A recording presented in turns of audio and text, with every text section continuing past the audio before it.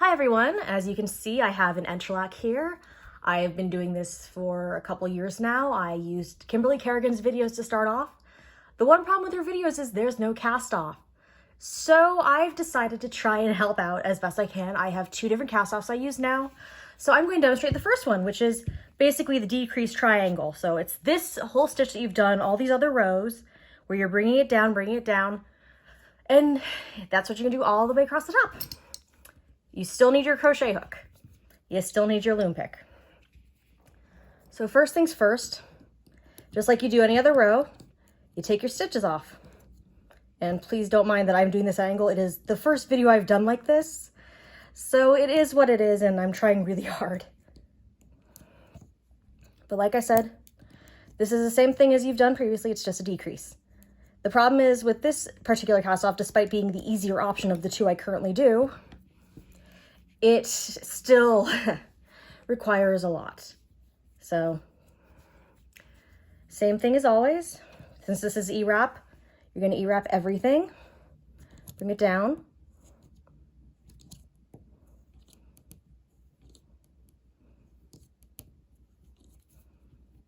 And now bring your last stitch over. My technique personally is I just bring it straight across and put it back on the next peg. You can twist it, that honestly doesn't matter. Now take your yarn, come back up. Same thing, 2 stitches over.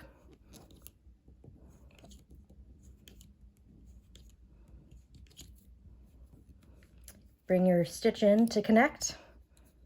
Yes, this is black, I apologize. I did work this so that the pieces that are here are a lot easier to see. I have an extra light. I hope that really helps you. The way my camera's set, I can't really see what I'm doing on the camera except to see that I'm in the shot.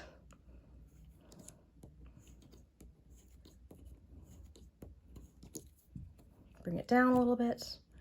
Bring your stitch back over.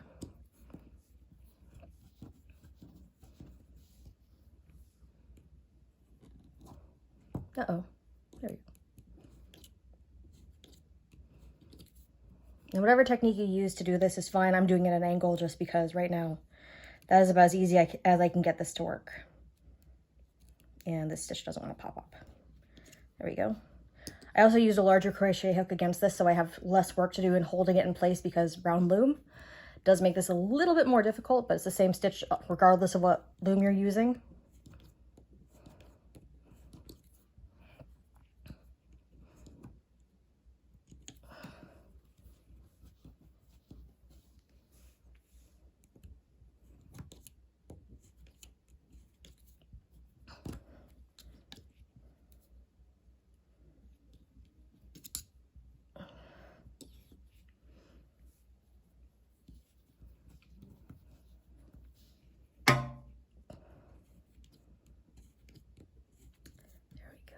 Once again, bring it back down.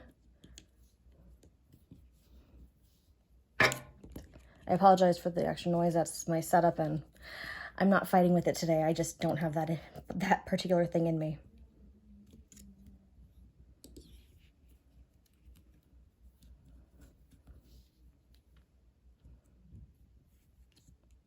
So you're going to use a lot of stitches, especially at the end here, when you move on to the next section. And I'll turn the loom when I do that just so I can do it easily, since I am almost there. Bring you down.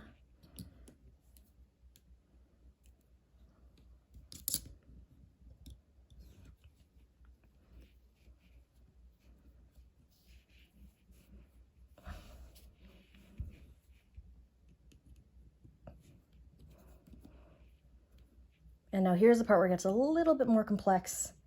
Bring that one down. You still have 1 stitch left on your crochet hook. Bring that one in too. Now you get to put this down and treat like you would any other corner or any other edge. Now you're just gonna take all 3 up and over. And one of my other techniques is I always bring my yarn down so it doesn't fall off the loom because I've had that issue before with thinner yarn than this. Now bring all your stitches back up again. Same thing as you'd do anywhere else. Oops, sorry, I'm not on camera.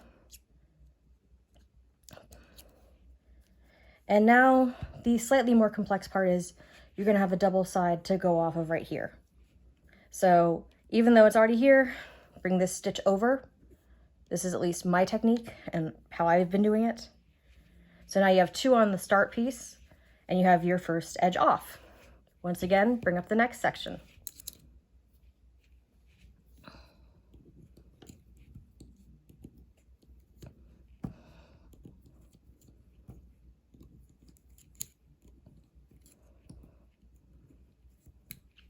And since this is only 4 sections and it'll come down to about 3, I think I'm just gonna do the whole video, not try and skip anything out. So if you're watching, you are free to fast forward if you need to.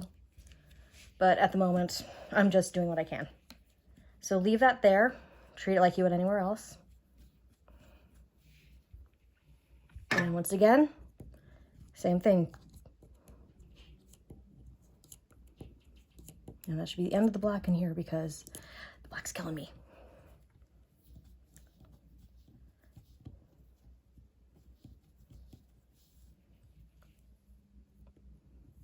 So this one, I give it a little bit of an extra bump just because it makes my life easier.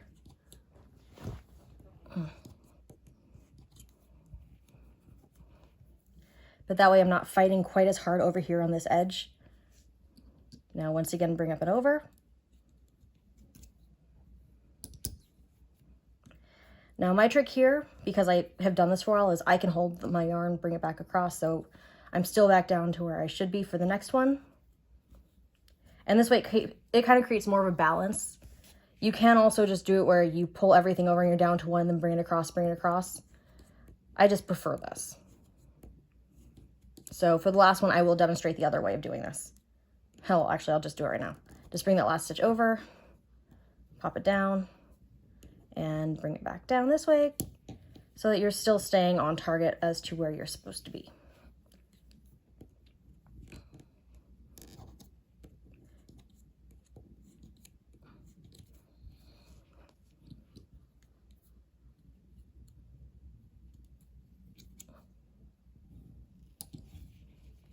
But the goal is you're always gonna have an extra stitch that continues to match with your pay count. So that's all I'm trying to make sure I do.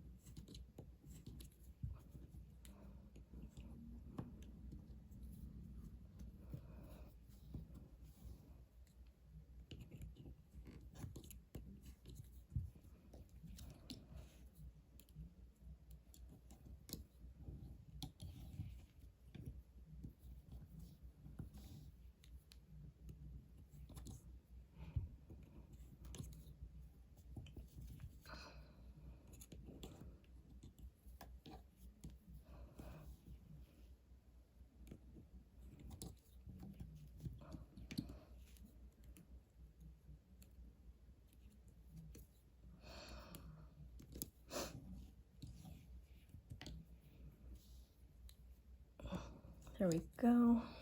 Then once more, bring you over and bring you back up. And then, like I said, I have to pull my stitches back up because my stitches are where they are. Then here we go. 1, 2, 3, and over. Then I'm going to pull that out of my way, and we're on the final section. So once again, let's see if I can grab the yarn properly today because it's kind of not cooperating right here. There we go.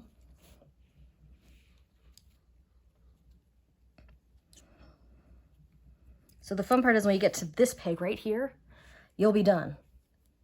So once again, everything is where it's supposed to be. Let's bring this stitch back where it needs to go. Come on, you, my bright orange one. And this will be the final group. So on a bigger project, make sure you got a lot of yarn ready to go to do this. I mean, technically you are still doing about half of what the work of a regular row would be, but like casting on, you need to make sure that you don't run out too early. I have done that and it really, really bites. There we go. Come on, you. And yeah, again, I've been doing this for a while, so even I still have problems with it sometimes. Leave my stitch there. And this time I'm just going to show you the other technique, like I said, where you bring it over at the beginning so you don't have to deal with extra yarn the entire time. So in that case, you just bring this guy right over, bring it down, and since you're already on this edge, you pop off and bring it onto this one. There we go.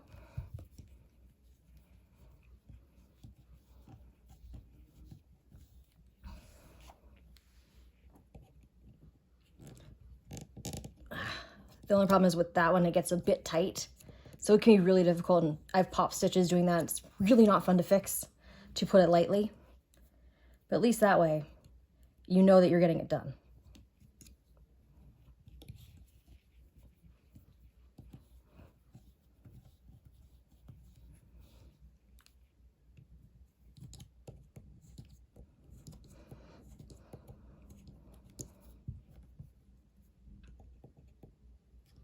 Yeah, this one is definitely a little bit tighter because I did that, so there we go. That should hopefully, you know, help.